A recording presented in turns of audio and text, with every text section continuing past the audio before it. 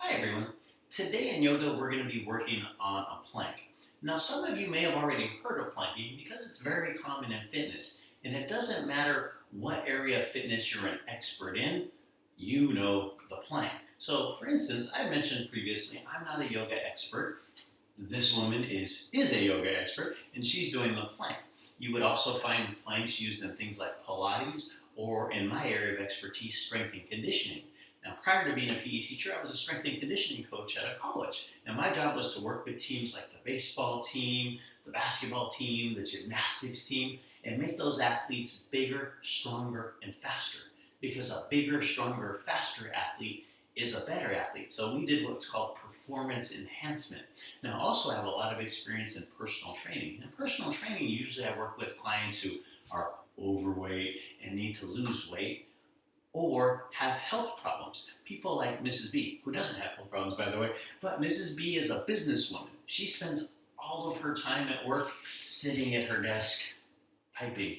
And you'll notice I'm kind of hunching over a little bit.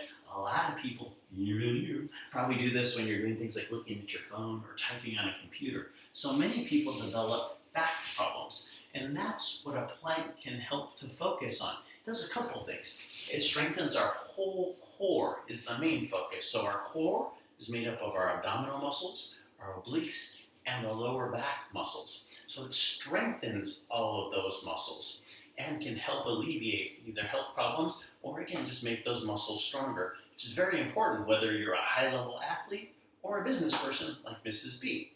Now, this specific pose is called a dolphin plank, this version of it, but the main focus of a plank is to have a straight line from your head going all the way down, keeping your head in line with your spine, all the way through the gluteus maximus and the legs, all the way to the ankles. Excuse me.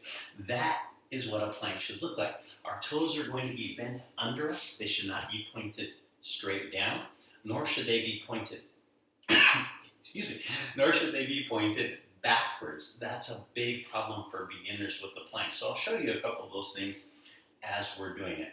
This picture is going to keep disappearing, so let me get down here and do my job now. All right, so to do a dolphin plank, what you're going to do first is put your hands flat on the ground and your elbows under your shoulders. Now, the hand placement is a little unusual for me because, again, I don't come from a yoga background. This is not a way I've ever taught it outside of yoga. So, but for a yoga dolphin pose, this is how we put them. So if you would prefer to make a fist or even clench your fist, which is the way I usually teach it, either way is fine. The important thing is we're going to concentrate on our core. Now, so decide on how you'd like your hands, but importantly, again, elbows must be on your shoulders for shoulder stability. A big mistake that people make sometimes is putting their elbows up here. This is going to increase the instability in your shoulder and can damage it. So make sure, again, elbows are under your shoulders always. Okay, so now we're just starting from this position. Notice I'm bending my toes under me already. If we have our feet straight like this, you're going to have a real hard time getting up to the plank position. So toes bent under you, and now all we have to do is raise our hips up and keep our body nice and straight. I'm going to stare straight at the ground. You might even hear my voice shaking a little bit already. So already I can feel my muscles engaged all the way through my core. And you're just going to hold this. So let's just do this one for a few seconds here. And go all the way down. Now, the more experience you get at this, the longer you can hold this. I wouldn't recommend trying to hold it for super long right now. Probably 15 to 20 seconds would be good for right now if you can do it. And no more than a minute. If you're doing it longer than that, you're really not going to see a huge difference in benefit. Okay? And again, the body position is the thing we need to maintain. So we talked about the foot position and elbow position. Very important to make sure that those are exactly right.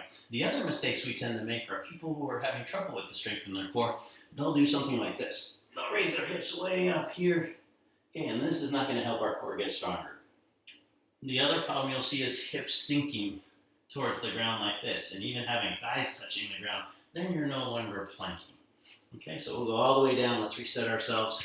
Elbows under your shoulder, toes bent under you, and then we're going to raise up into a plank position. You're going to stare straight at the ground. Keep your body nice and straight. Again, just concentrate on your breathing like we do in all of our yoga positions. You want to make sure you breathe.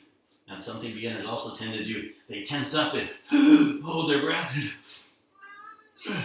And you don't want to do that. You want to make sure you're staying nice and relaxed all the way through your plank. Breathing in and out, keeping your body nice and straight. This is a good one to have people watch you on to make sure that you are nice and straight. So you can get mom or dad to watch you and say, Mom, Dad, make sure I don't have my hips too high or my hips too low.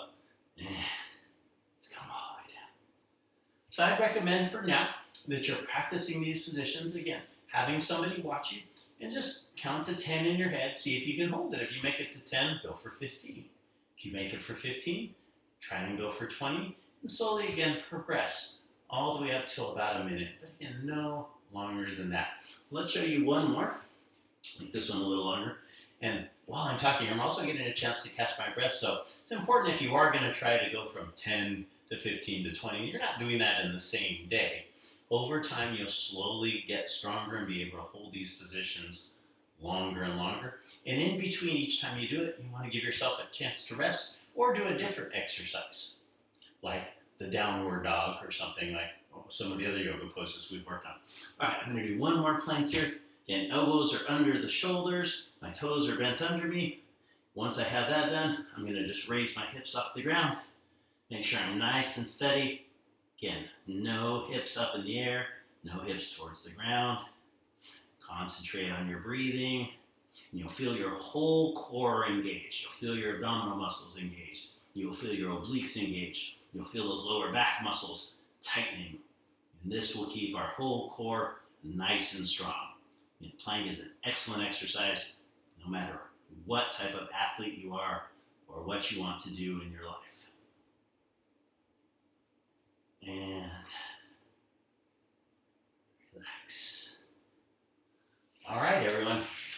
That was the Dolphin Plank.